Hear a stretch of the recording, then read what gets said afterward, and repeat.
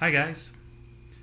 This week's assignment had to do with communication apprehension, more commonly known as stage fright, and what you can do to cope with it. Our human evolution has developed a physiological response to real danger and threats to our self-preservation, what Darwin termed the fight or flight response. And while our ancestors needed to respond to actual physical danger like the attack from a wild animal, the modern human brain is still hardwired to react to stress and stressful situations in the same way.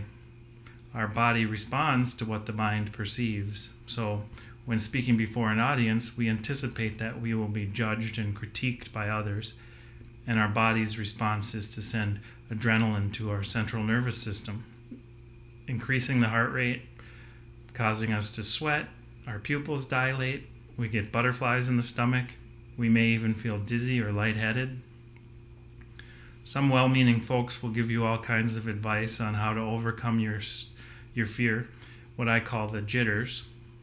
Try imagining the audience naked, open with a joke, try memorizing your speech word for word, but it's nearly impossible to not feel nervous when speaking before an audience.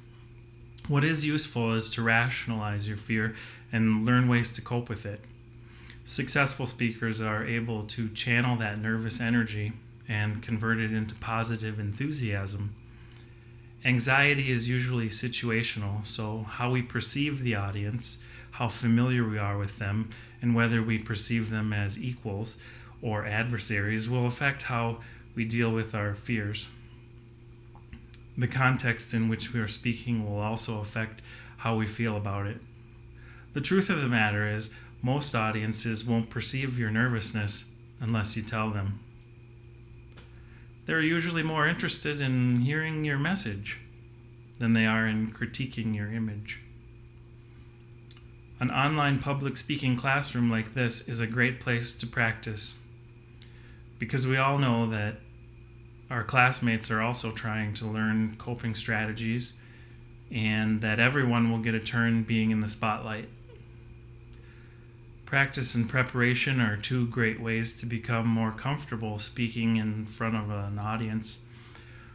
Researchers Witt and Brown, writing for the Southern Communication Journal, have determined that most people's anxiety reaches its peak during the moments leading up to the beginning of a speech. And after that, our fears tend to dissipate and decline. So they recommend practicing in conditions similar to those that you'll face when speaking. This will help you feel less nervous. Also, adapting your language to a spoken oral mode rather than a written tone will help you establish a connection with your audience. Preparation also means organizing your thoughts and knowing what your main points will be.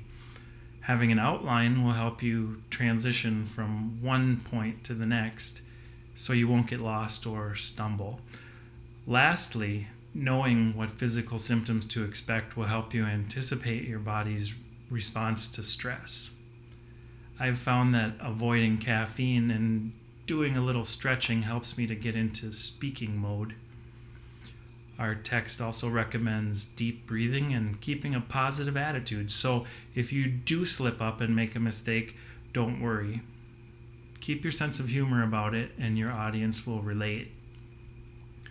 Hopefully these pointers will help you learn to cope with stress and overcome some of your fears and put things in a little better perspective. Good luck and thanks for listening.